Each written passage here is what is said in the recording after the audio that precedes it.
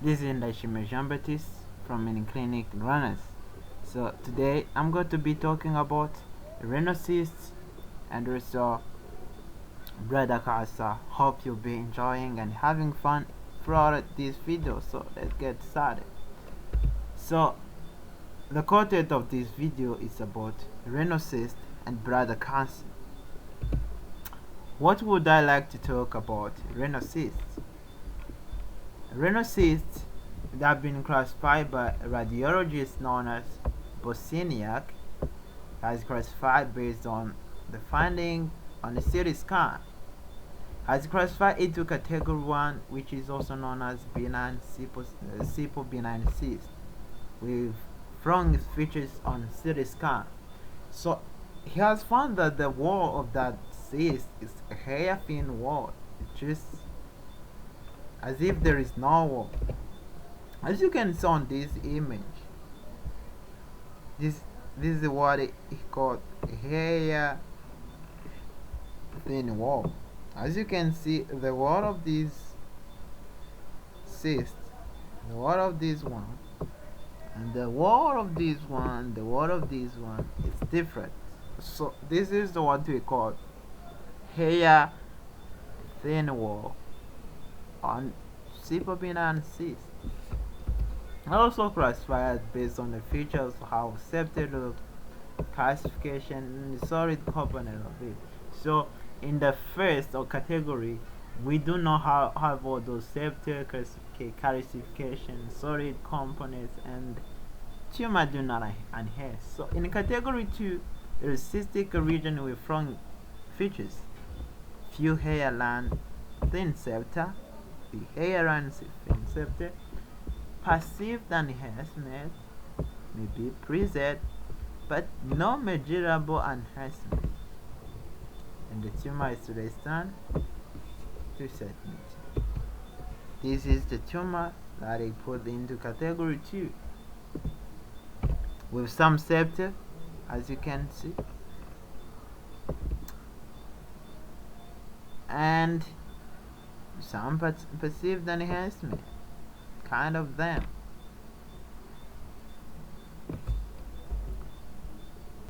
Then category 2F, you classify them as a tumor that you could not really put them into category 2 because they have start to have some complex in its septation, in its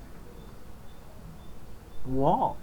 So it doesn't look like the one of category 3, but it has some strange features that put it aside from category 2. So has minimal multiple hairlines and septa, minimal small thickening of the wall. So perceived enhancement of septa or wall may be present. It has thick nodular calcification of the wall or septa, but no measurable contrast enhancement is present. So it is totally intrarenal category 2. No enhancing, high attenuation region bigger than 3 centimeters. Very important. Here it was less than 3 centimeters. So category 3 and 4 both fall into category of renal cyst. Once you find them, it's an obligatory that you have to go. It has to go under surgical exploration because they are at risk of being called carcinoma, being into being a carcinoma. So you have to do surgical exploration or surgical evaluation, although main region are benign. So this tumor, this renal cysts are thickened irregular smooth wall or septa in which measurable enhancement is present. Then category 4 is category of weaker criteria, then some soft enhancing components adjusted but independent of the wall or septum. This is classification of soft tissue component that they are talking about, which are independent of the wall and septum.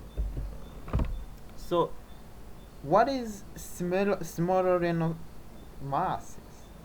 So the smaller renal masses may allow suspicion of malignancy, but those to be called smaller renal mass, it has to be bigger, less than 4 centimeter in large. So those are the size that you found depending on the image that you've done. So it might raise suspicion. As we saw in the category 3F, you need to be some kind of follow up and surveillance to make sure that it's not really malignant. So having these smaller animals with the what active surveillance, the patient may not go under surgical exploration, but this is a patient who is need to be followed. So this is classification of renal cell carcinoma. TX, there is no primary tumor. T0, no evidence of primary tumor. T1, it is confirmed to the organ and it is tumor less than or equal 70 centimeter, but still confined in the kidney.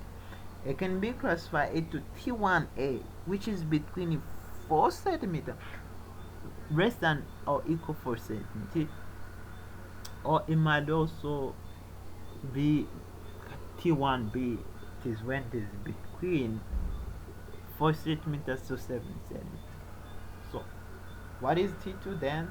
T2 still organ confined, limited to the kidney, but between 7 to 10 centimeters. That's T2A, and T2B, it is organ confined, but it is bigger than 10 centimeters. Then T3, it has extended beyond the kidney, but not beyond, not into epistratal adrenal or beyond genital fascia, known as perinephric fascia. It can be T3A, T3B, T3C, depending on the level of extension. T3A, it is when it's lenosinus, renal vein, or perinephric fascia.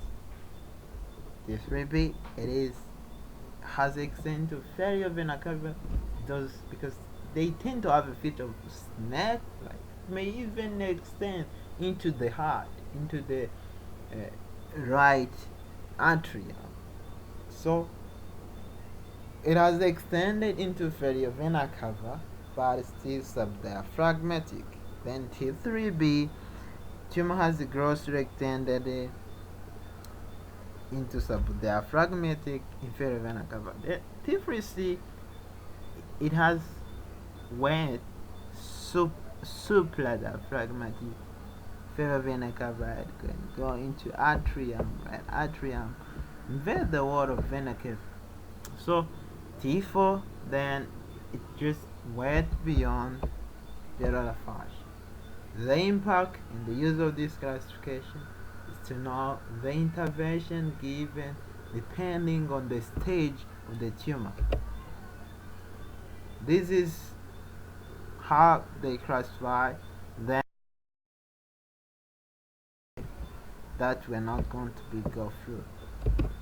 So what are the intervention that they give to someone with renal cell carcinoma?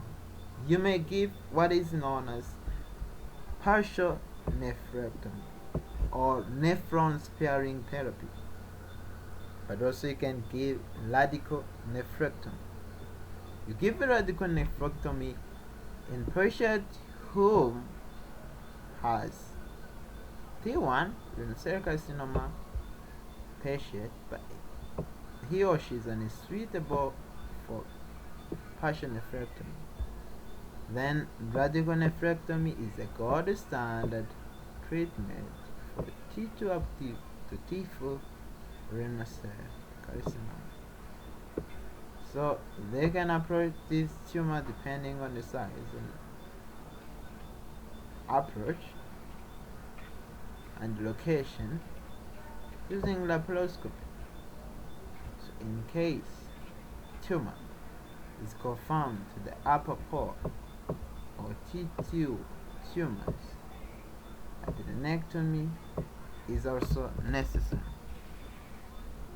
We've finished to talk about renal cell carcinoma, renal cysts. I hope you understand the meaning of classifying Bosnia. They may give you a case saying, here, patient, we have here, we did a CT scan, we found this feature with this cyst with following features. What are the intervention? What is the category? We found that category 2F, you need active surveillance. Category 3 and 4, you need surgical evaluation. Category 1 and 2, you just accept that if the patient has some symptoms and complaints, you do nothing about it. Just it might be require some maybe 5 years evaluation, but they are less likely to be turned into malignant. That is the meaning of it. So then bladder cancer, bladder CA. So starting with risk factors, being a man, it gives you 5 times more likely to have this tumor. So age above 50 years old, being a smoker, having symptoms of chronic inflammation including schistosoma hematobium, being a white, some drug like cyclophosphamide, it has been famous to cause this bladder cancer. So the classification is almost similar to others. The picture here it make it isn't clear. We have TA, which is known as non-invasive papillary carcinoma. It's non-invasive, it's papillary. Then TSIS is carcinoma in situ. It's just a flat tumor. It's just a flat tumor. So this flat tumor is conformed to the epithelium or ureterium of the urinary bladder. Then T1, it has started to invade subepithelial connective tissues. Then T2, it has started to invade muscularis propria, the trusor muscles. So it can be T2A or T2B depending on the level of extension into bladder muscle, the trusor muscles. So T3, it has extended beyond muscularis propria. It has started to invade some more perivascular parts. For T3A, they are microscopic extension, but T3B, there is macroscopic extension. Then T4A, it has extended into prostate, vagina, depend, you can name it, vagina, uterus, all those organs which are in the vicinity of urinary bladder. Then for T4B, it has went beyond those organs, went into pelvic wall, went into abdominal wall. This is a classification. Same classification is given for the purpose of management, because we be seeing what are the type of management that we give. There is a management that you can do to TA, T1, which is different from T4B.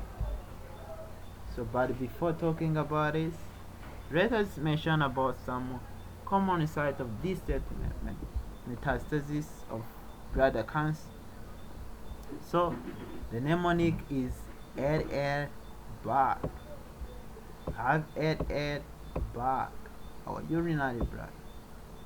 Then these bags it's likely to metastasize somewhere in the liver, lung, bone, adrenals, and GI. The first one to be our the best friend, liver.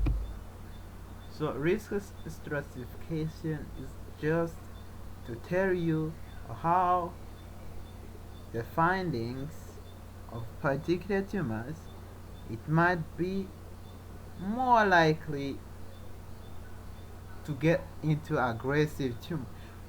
So if you find that tumor is likely to be aggressive, you can stop some intervention. You cannot do active surveillance for tumor which is going to be into aggressive for 6 months to come, 1 year to come.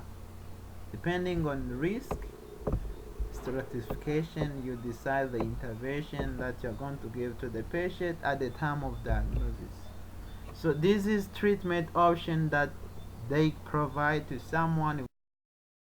You can do transurethral resection of bladder tumor, or in many cases after doing this transurethral resection of bladder tumor, they add intravesical therapy, BCG being the best one which have shown high successful rate. So you can do surveillance, active surveillance, depending on the age. Someone come in 90s, you found the tumor to be T1. Are we going to do cystectomy? Are we going to do partial cystectomy or radical cystectomy? Maybe we can do active surveillance to see how this tumor is going to progress. Is it going to be advanced or it's just to go slow progression? Depending, you decide. Patient, physician make choice, compare benefit and the risk of the intervention that can be done in a particular situation. So other one can be cystectomy, which can be partial or radical. Partial or radical. So contraindication to intravesical BCG. Someone who is immunosuppressed, someone who is pregnant, someone who is lactating women, patient with hematologic malignancy or flowing traumatic catheterization. It is contraindicated because BCG can lead to inflammatory process which can last even 6 months. So you have to be careful for someone who is immunosuppressed, pregnant or lactating, hematological malignancy, and also someone who has some traumatic catheterization. So that's all for today about renal cysts